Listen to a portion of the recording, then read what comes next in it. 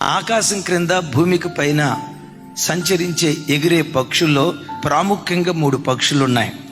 Number 1 పావురం, number 2 పక్షిరాజు, number 3 శంకుబుడి కొంగ. వీటిలో ఉన్న ప్రత్యేకత ఏంటో తెలుసా? ఒక జీవిత భాగస్వామితో జత కట్టడం ప్రారంభించిన తర్వాత చనిపోయే ఆఖరి క్షణం వరకు ఆ జతతోనే ఉంటాయి. వన్స్ ఒక జత కట్టిన తర్వాత చనిపోయే వరకు ఆ రెండే కలిసి ఉంటాయి. అద్భుతం.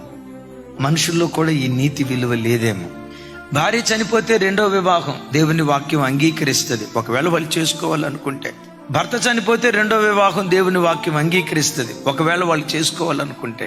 కానీ భర్త బ్రతికొండగా, భార్య బ్రతికొండగా ఒక పురుషుడు అక్రమ దారులకు వెళ్ళటం అది అక్రమ సంబంధం. ఎక్కడ చూసినా వివాహ వ్యవస్థ దారి తప్పిపోతుంది. నా భార్య అందగత్తి కాదేనో, నాకేదో సంతోషం ఇవ్వట్లేదనో, నాకు నచ్చలేదనో పిల్లలు పుట్టిన తర్వాత అక్రమదారులకు వెళ్తున్నారు. ఏమండి, అలా ప్లీజ్ అండి మీకు దండం పెడతాను, నోరుమై ఆడదానిలాగే ఉండు. నేనంట, నీ భార్య నోరు నొక్కగలవు, దేవుని నోరు నొక్కగలవా?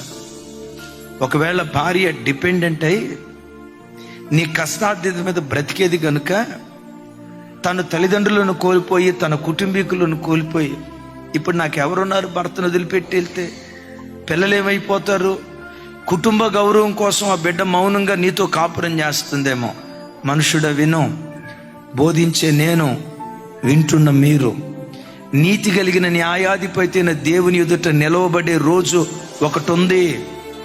నీవు చేసిన ప్రతి చర్యను బట్టి, దేహంతో జరిగించిన ప్రతి పనిని బట్టి దేవుడు లెక్క అడుగుతాడు. We are accountable. కొంతమంది అత్తలు ఏం చేస్తారో తెలుసా?